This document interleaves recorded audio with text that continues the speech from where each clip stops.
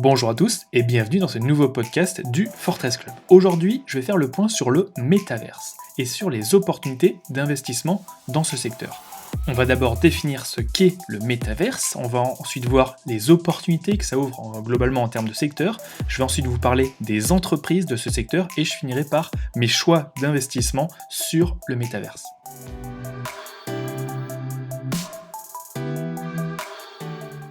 Alors pourquoi le métaverse ? Récemment, cette thématique est revenue très fortement dans l'actualité en raison de Facebook, qui a décidé de changer de nom pour Meta Platforms. Un peu à l'image de Google qui s'est transformé en Alphabet, Facebook a changé de nom pour ne plus être juste associé à son principal business, Facebook, mais pour représenter l'ensemble de ses activités, notamment ses activités d'avenir. Mark Zuckerberg, le PDG de Facebook, croit fermement que le métaverse est notre avenir et donc l'avenir de son groupe. La plupart de ses activités étant de près ou de loin désormais liées à ce qu'il appelle le métaverse, ce changement de nom paraît légitime. Mais au fait, le métaverse, c'est quoi ? Selon Wikipédia, un métavers, de l'anglais metaverse, contraction de méta et de universe, c'est-à-dire un méta-univers, est un monde virtuel fictif. Le terme est régulièrement utilisé pour décrire une future version d'Internet où des espaces virtuels, persistants et partagés sont accessibles via interaction 3D. Une définition différente affirme que le métavers est l'ensemble des mondes virtuels connectés à Internet, lesquels sont perçus en réalité augmentée. Le métaverse a souvent été présent dans les romans de fiction. Dans les années 2000, il était même devenu un peu réalité, avec un jeu qui avait connu un succès mondial, Second Life. Ce jeu permettait d'avoir une seconde vie virtuelle sur Internet, vous pouviez changer de look, acheter des choses, rencontrer l'amour et même assister à des concerts. Beaucoup de marques s'étaient lancées dans l'aventure pour ne pas louper le coche. Aujourd'hui, Second Life existe toujours, mais il est tombé dans l'oubli car il a été naturellement remplacé par les réseaux sociaux, dont Facebook en tête. Il semble plutôt normal qu'aujourd'hui le métaverse revienne dans l'actualité alors que l'épidémie de Covid a provoqué un basculement presque forcé d'une part importante de nos activités pro et perso en ligne. Un autre facteur qui favorise la montée du métaverse est la technologie. Bien qu'il soit fascinant de voir tout ce que Second Life était arrivé à faire avec une technologie très limitée, la technologie d'aujourd'hui permet de faire énormément de choses qui étaient impossibles avant. Je pense notamment à la 5G, mais aussi à la puissance de calcul des processeurs qui sont toujours plus puissants, à la migration d'un nombre important de fonctionnalités vers le cloud, etc. Les casques de réalité virtuelle sont au passage un détail, il y aura sûrement un jour des lunettes, des rétroprojecteurs de réalité virtuelle. Pour illustrer ce que pourrait être plus concrètement une partie du métaverse, je vous recommande de voir la dernière présentation de Facebook à ce sujet, vous avez le lien dans l'article. Mark Zuckerberg explique sa vision du métaverse et les possibilités en termes de business pour Facebook. Regardons désormais les opportunités. Alors, le métaverse attise les convoitises des géants du web car c'est pour eux une nouvelle opportunité de monétiser la numérisation croissante de notre société. L'opportunité, c'est de monétiser ces espaces virtuels en, par exemple, vendant l'accès à des espaces privés, ça peut être un espace de travail, un lieu de rencontre VIP, un concert ou même visiter un musée, ou alors en affichant de la publicité dans ces espaces virtuels, en faisant du commerce ou même en créant des espaces virtuels personnalisés. Certaines entreprises estiment qu'elles pourraient avoir des relations plus profondes avec leurs clients, ce qui leur permettrait à terme d'augmenter leur chiffre d'affaires. Cependant, le métaverse semble être plus que ça. On parle souvent de gamification dans les applications pour les rendre plus plaisantes et plus immersives. On utilise les mécanismes du jeu pour rendre plus accros les utilisateurs. Eh bien, le métaverse, par son aspect ultra immersif, pourrait offrir une expérience en ligne digne de la vie réelle, mais avec tous les aspects de la gamification en plus poussé. Et dit autrement, c'est un mélange entre la vie réelle et votre smartphone et toutes ces applications dont vous ne pouvez pas vous passer.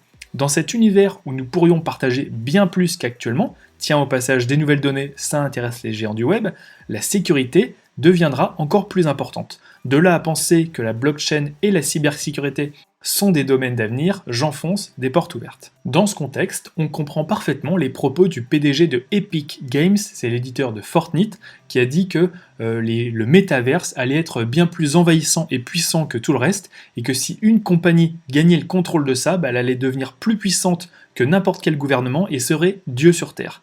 De là à penser qu'il parle de Facebook, il n'y a aussi qu'un pas. Alors ce qu'il faut retenir, c'est que, bon, vous l'aurez compris, alors que nos sociétés deviennent de plus en plus connectées et que nous passons de plus en plus de temps en ligne et au passage que nous partageons de plus en plus de données sur nous, le métaverse, terme qui englobe un peu tout ce que nous allons faire de plus à l'avenir en ligne, apparaît comme une opportunité pour de nombreuses entreprises.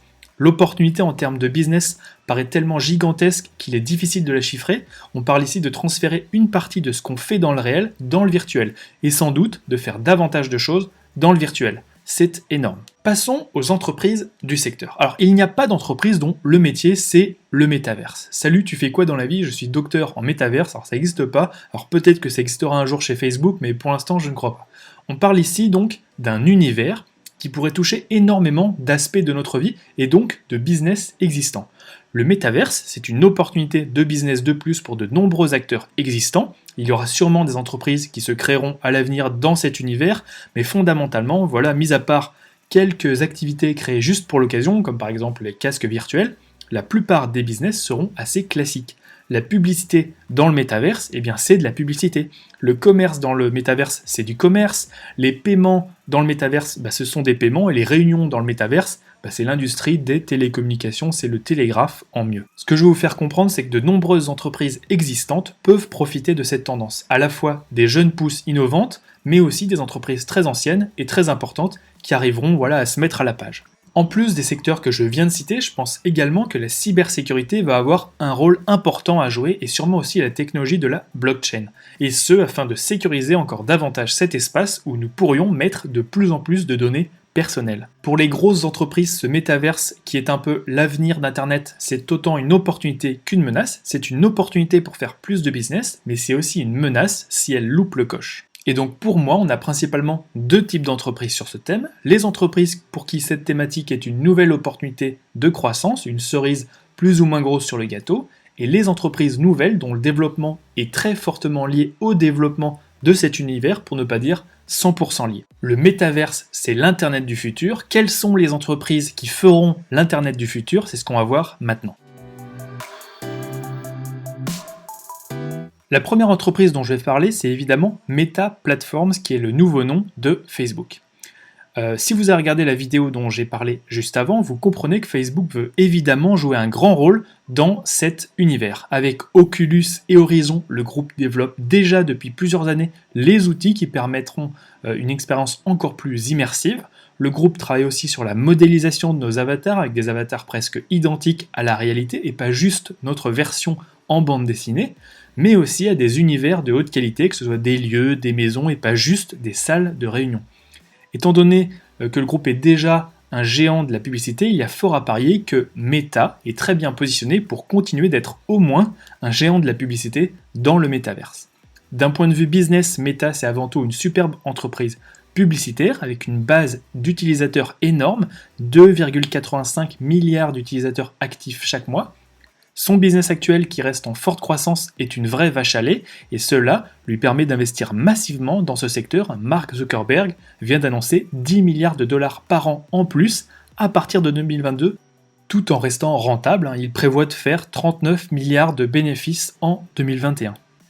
Alors ce qu'il faut retenir, c'est que Meta est pour moi une entreprise incontournable si on veut miser sur cette thématique. Le métaverse est une potentielle grosse cerise sur le gâteau pour Meta, mais ça reste une optionnalité positive. L'immense majorité du business reste pour l'instant sur Facebook et Instagram, qui sont des business très rentables et en forte croissance. Ma deuxième idée d'investissement dans le métaverse, c'est Microsoft. Beaucoup moqué il y a une dizaine d'années, Microsoft fait un retour éclatant sur le devant de la scène grâce à son système d'exploitation, mais aussi tous ses logiciels et le cloud. Le groupe est un acteur incontournable dans le monde des entreprises et donc désormais du télétravail. Le groupe peut aussi compter sur une base d'utilisateurs importante et assez variée qui va des clients de son système d'exploitation à toutes les entreprises qui utilisent ces solutions, mais également aux joueurs de Xbox, de Minecraft ou encore les utilisateurs de LinkedIn. Si le monde va vers le métaverse, Microsoft aura certainement une place de premier choix, tant ces solutions sont désormais incontournables dans de nombreux domaines, comme Facebook. Microsoft est très rentable, 71 milliards de bénéfices attendus en 2021, et le groupe a donc les moyens d'investir des montants très importants si c'est nécessaire pour aller vers ce métaverse. Ce que je retiendrai donc sur Microsoft, c'est que dans les valeurs bon père de famille qui vont profiter de cette tendance, Microsoft semble évidemment très bien positionné. La troisième entreprise dont je voulais vous parler, c'est Epic Games, c'est l'éditeur de Fortnite. Alors c'est un acteur qui est non coté en bourse, mais vous allez voir, il y a une petite subtilité qui est intéressante à connaître. En fait, l'éditeur du jeu Fortnite, il entend également jouer un grand rôle dans cette thématique du métaverse. L'univers de Fortnite est déjà en soi un petit métaverse, car au-delà du jeu et de la personnalisation de son avatar, Fortnite a déjà accueilli des concerts comme celui de Travis Scott, je vous ai mis la vidéo dans l'article. Et il a déjà aussi présenté des bandes annonces de films. Je crois que c'était Tenet apparemment. Alors comme Meta, Fortnite dispose d'une importante base d'utilisateurs, 350 millions de joueurs, qui est déjà habitué à évoluer un peu dans un monde virtuel. Le créateur de Fortnite a récemment annoncé qu'il comptait investir massivement pour transformer ce qui était initialement un jeu en un véritable monde virtuel. Alors il n'est pas possible d'investir directement dans Epic Games car l'entreprise n'est pas cotée. Cependant, le deuxième actionnaire du groupe, après son fondateur, n'est autre que Tencent, qui détient 40% du capital. C'est une participation parmi d'autres pour Tencent, mais si vous surveillez Tencent, cela peut être un élément intéressant à avoir en tête.